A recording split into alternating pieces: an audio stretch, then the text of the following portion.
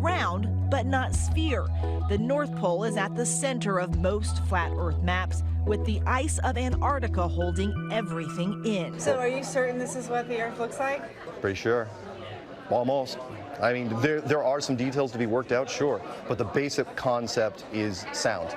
Absolutely sound. And one thing, again, we absolutely know for a fact, this ain't it. Now, denialism does not only account for the denial of science.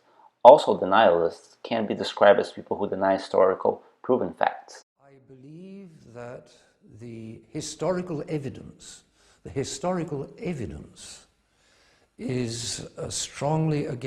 is hugely against 6 million Jews having been deliberately gassed in gas chambers as a deliberate policy of Adolf Hitler.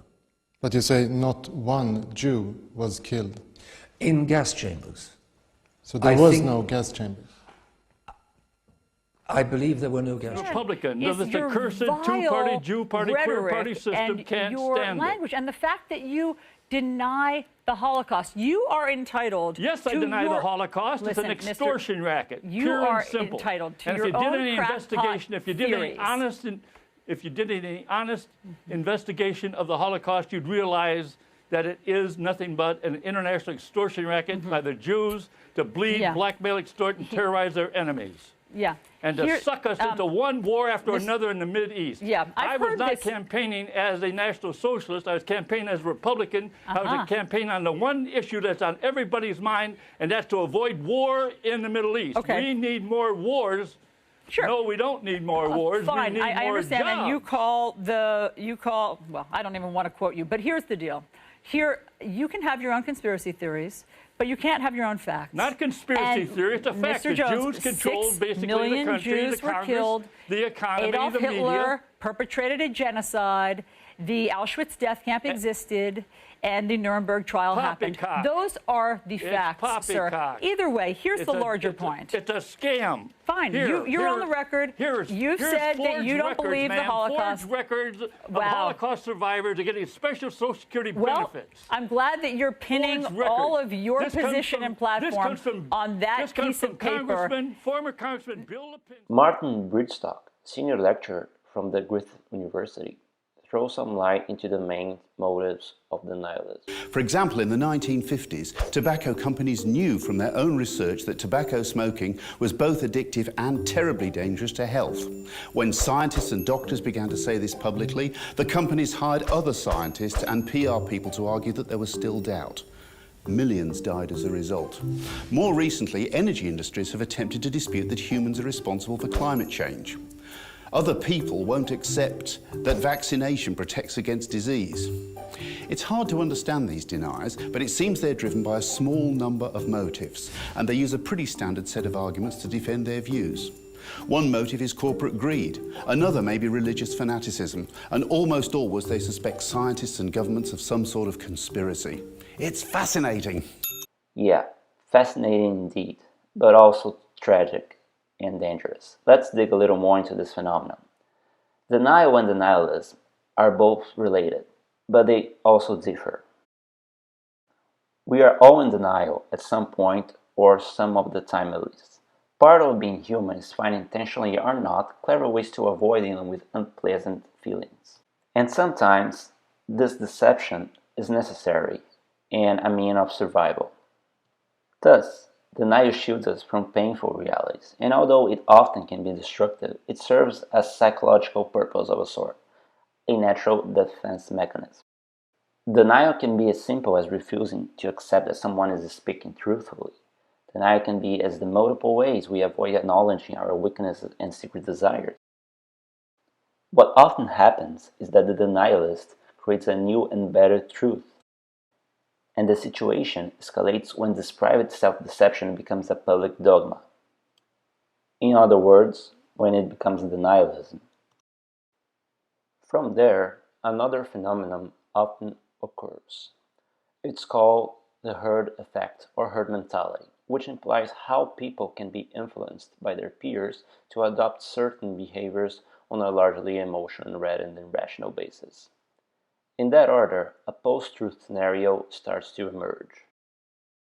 Stanford political scientist Francis Fukuyama adds more knowledge and gives another main factor to the rise of the post-truth area, the trust crisis of our institutions. Someone mentioned this concept that I'd not heard of previously called a post-truth society, in which it's possible to assert things that have no factual basis. People will criticize it, fact checkers, and it makes no difference whatsoever, that people will keep asserting it, and then other, large numbers of people will keep believing it, even if it's not true. I think that a post-truth society it's a reflection of something deeper, which is the basic lack of authority, or the decline of authority of institutions across the board. And this is not just in the United States, this is in Europe and other places as well. So if you think about the things that defined our society, they were corporations, labor unions, the family, churches, political parties, these were the things that structured our social and political life. Every single one of those, if you look at polling data over the last 40, 50 years, every single one of those institutions has seen a decline in the number of people saying they trust those institutions. The causes of this, I think, are kind of complicated. I think actually technology plays a role, because a lot of these institutions have actually become much, much more transparent. And when people actually see the way that they function in reality, they don't like it, even though there's actually been no change. And so, for example, I suspect if you actually look at police shootings over time, it's been declining along with the crime rate over the last 30 years. But now that you've got body cameras and people with smartphones, it's much more visible, because ordinary citizens can take videos of things that have been happening for the last, couple of generations. So I think that's something that's been going on across the board that's led to this steady erosion in the confidence in public institutions. As seen, the motives for denialism can vary, from greed, money, and power to ideology, faith, extremism, ignorance, and intolerance, or even the lack of trust in our institutions. But one common trait is the act of defying the authority in a way that denialists are usually not deterred by the extreme isolation of their theories, but rather see it as an indication of their intellectual courage against the dominant orthodoxy and the accompanying political correctness. They often compare themselves to Galileo. This feeds denialists with a frenzy of positive feelings as the ones who have courage, who are special, a minority who is brave and intelligent enough to go against the rule. That doesn't sound all bad. In a sense, the rule is there to be broken. Science, patterns, paradigms are all to be questioned and challenged. That's a crucial way for our improvement as individuals and as a society. But again, in denialism, there is something wrong with it.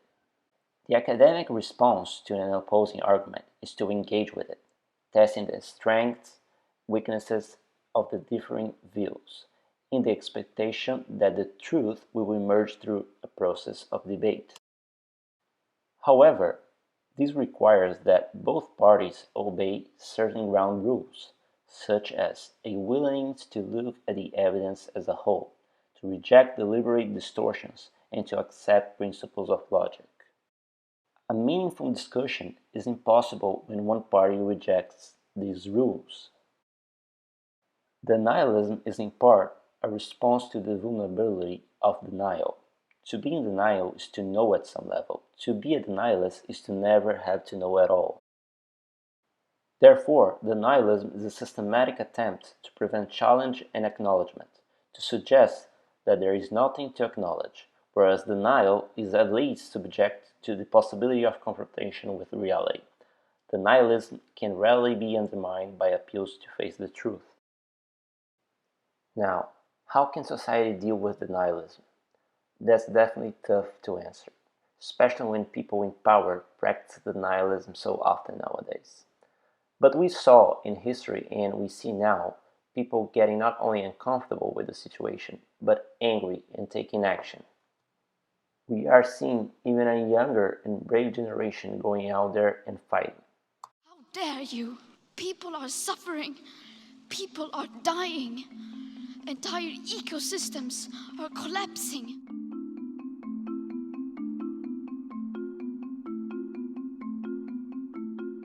There's a climate strike on September 20th, and I will be striking not only for my own future, but for my sister's future.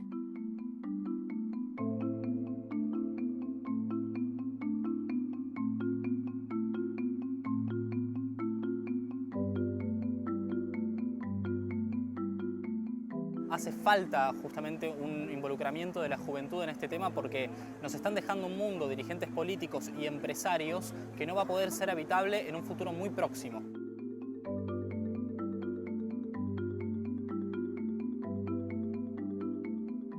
Our water should not be for sale. We all have a right to this water as we need it. Not just rich people, all people.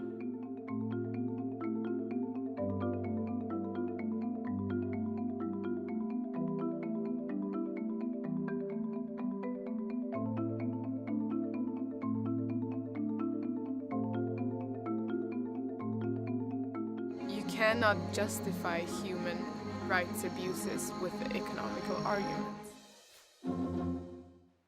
All of that not only to fight against injustice, but to get to a point where we don't have to listen to arguments like these anymore, coming straight from our representatives. And we're seeing this warming trend make our summers warmer, but also our winters warmer as well. So I think one area of mutual agreement and priority is vegetation management. But I think we want to work with you to really recognize the changing climate and what it means to our forests, and actually work together with that science. That science is going to be key, because if we ignore that science and sort of put our head in the sand and think it's all about vegetation management, we're not going to succeed together protecting Californians. Okay, it'll start getting cooler. You just watch. I wish science agreed with you. Well, I don't think science knows, actually. Tom, please.